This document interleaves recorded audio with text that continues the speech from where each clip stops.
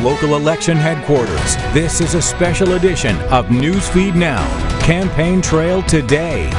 While President-elect Joe Biden prepares for his transition to the White House, the U.S. Attorney General has given the green light to investigate claims about voting irregularity. Thanks for joining us on Newsfeed Now on this Tuesday, November 10th. I'm Hillary Hunt. Our panelists are going to join us in a few minutes, but first we want to give you a look at the top headlines that you need to know this morning. Let's start with Biden. He says the election is over and it is time to focus on fighting against the coronavirus pandemic. He and Vice President-elect Kamala Harris are meeting with their new COVID advisory board. One goal is to make a rapid test more widely available. They want rapid testing everywhere. The president-elect is asking for governors to also enforce a mask mandate.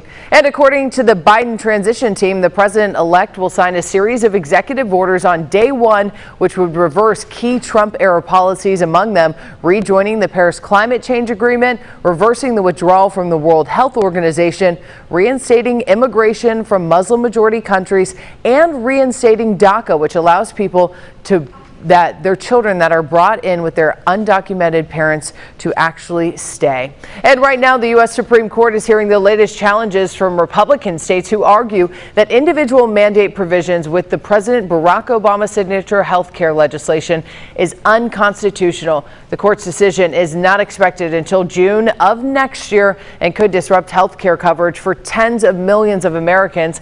Later in the day, President-elect Joe Biden is expected to deliver his remarks about the risks of overturning the Affordable Care Act. Vice President-elect Kamala Harris is expected to join him as well. And while Biden says the election's over, several Republican attorneys general are urging the Supreme Court to reverse Pennsylvania's decision to allow those mail-in ballots after Election Day.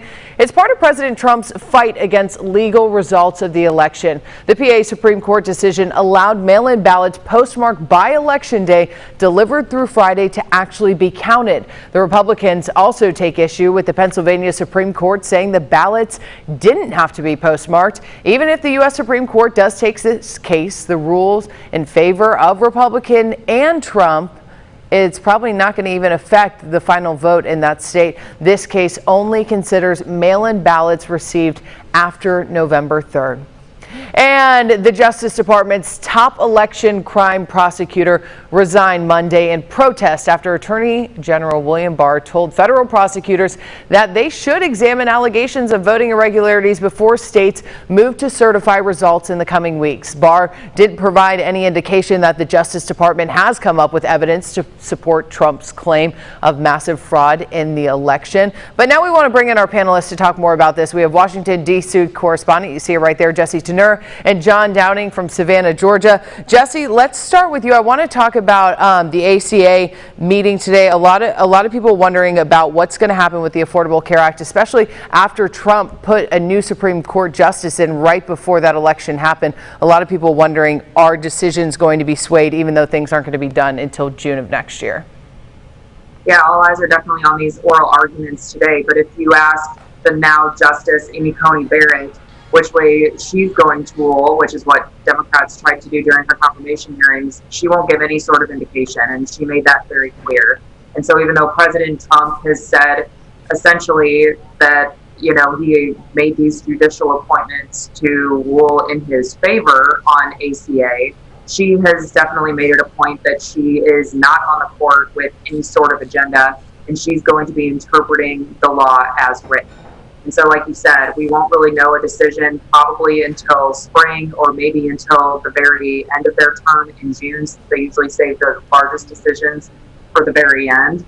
But yeah, definitely a lot of eyes on that. And it'll be interesting to see exactly where this lands, because Republicans say that the change to the individual mandate that essentially now says that Americans won't face a penalty if they don't buy insurance, they're hoping that that topples the entire law. Whereas, like you were saying, Democrats are very concerned, though, that this could mean the loss of coverage for millions of Americans, especially during a pandemic.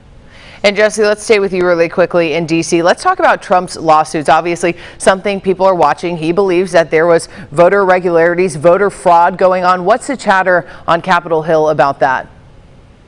Definitely the biggest thing now is the developments through the Justice Department. That resignation kind of sent shockwaves through the department and made it very clear that a lot of people who are just staff members and not political appointees per se, who feel like they do have to listen to President Trump, are a little skeptical moving forward, just because even Attorney General Barr himself still hasn't been able to say if there's actually any evidence. He's essentially just saying, prosecutors, you can go out and investigate this before the votes are certified.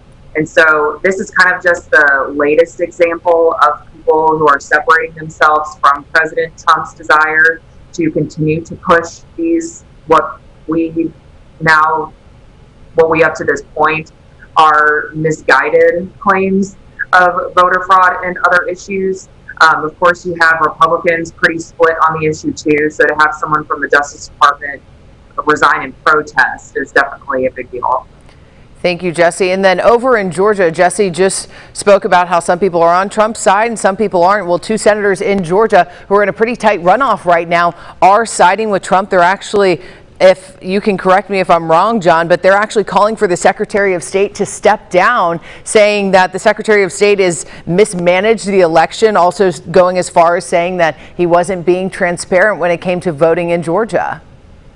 Yeah, that's correct. I mean, we saw yesterday both Republican senators from Georgia, Senator David Perdue and Senator Kelly Loeffler, come out and say that they are demanding the resignation of Secretary of State Brad Raffensperger over his handling of the election here in Georgia. You know, I can't believe we're saying this in 2020, but Georgia is definitely at play, and it is a new battleground state here in the Southeast. So there's been so much attention given to the Peach State over the last few months, and now even as the election is starting to draw to a close, and over half of the counties, half of Georgia's 159 counties have begun to certify their results in the election. And right now, Joe Biden is leading Donald Trump by over 12,000 votes. Granted, that still is within the margin of a recount here in Georgia, but those two senators are still calling for the resignation of Secretary of State Raffensperger, saying he mishandled the election, how it was dealt here in Georgia. Now, I'm going to just read from really briefly from the top of Secretary of State Raffensperger's statement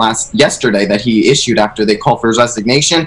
And honestly, this just says it all. He says right here, let me start by saying that this is not going to happen. So he is definitely against any sort of resignation at all. He is assuring that he handled the election clearly, transparently.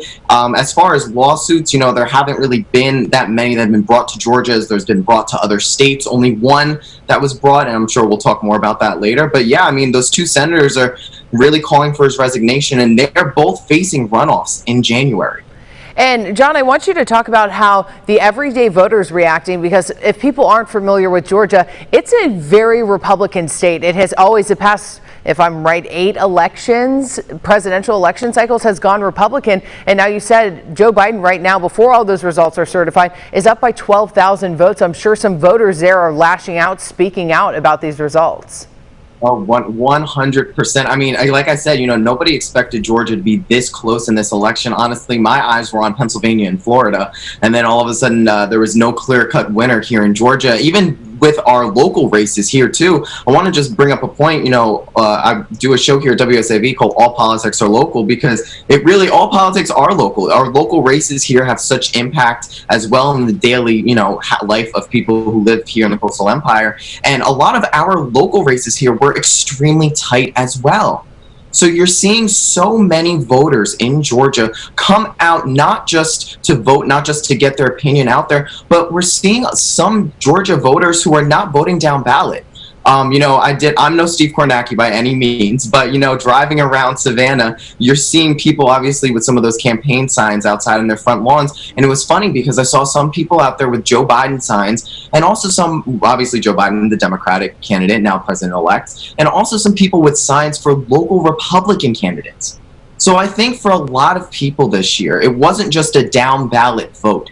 It was who is going to stand up for my values, who is going to fight for the things that I need, the things that I believe in, especially in a year with the pandemic. I mean, come on, healthcare is on the ballot for a lot of people, the economy, people are without jobs. So I think a lot of people are really voting for those people who they think are going to be able to really take care of them in 2021 and in the next couple of years. Yeah, John, I think that's something that we saw across the U.S. I want to head back out to Jesse because, Jesse, I just want you to touch one more time. This voter fraud issue, I really feel like is splitting a lot of lawmakers on Capitol Hill, especially on the Republican side of the aisle. It's kind of like they have to choose sides. Are they with President Trump or are they against him when it comes to these voter fraud allegations? Yeah, they really have to do it. They really do. And then some talk around here as well is that the Republicans who are coming to his defense potentially need some political capital moving forward, or want some political capital moving forward as they advance their political aspirations. That's one criticism being made by Democrats and Republicans who have said we can't go so far as to say the election is rigged, because not only does that hurt Americans across the country, that really hurts our presence around the world. And so that's moving forward, it's going to be a really interesting debate to see exactly how split things get, because it sounds like right now, I mean, it's pretty night and day depending on who you talk to.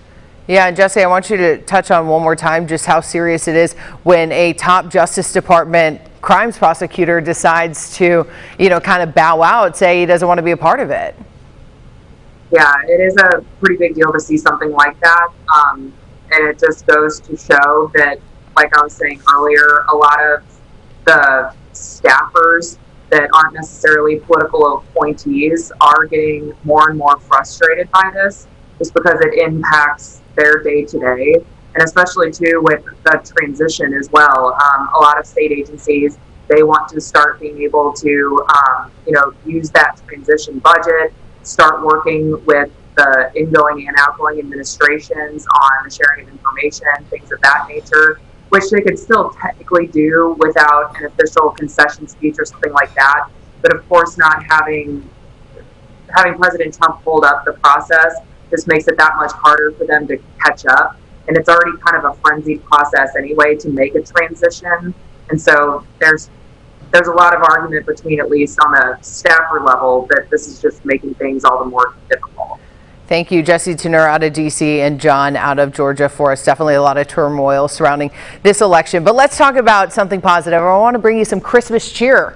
Every holiday season, there is one very special tree that decorates the west lawn of the U.S. Capitol. And boy, is it a big one. It's taller than me, and I'm 6'3". This year, that tree is coming all the way from Colorado. It is 55 feet tall. It's an Engelmann spruce.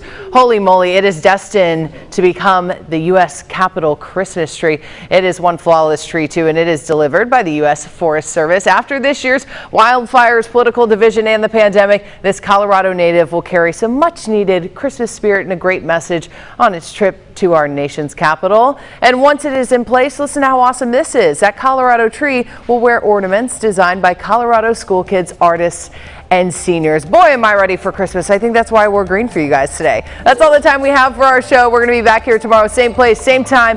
Have a great Tuesday, and I guess Merry Early Christmas.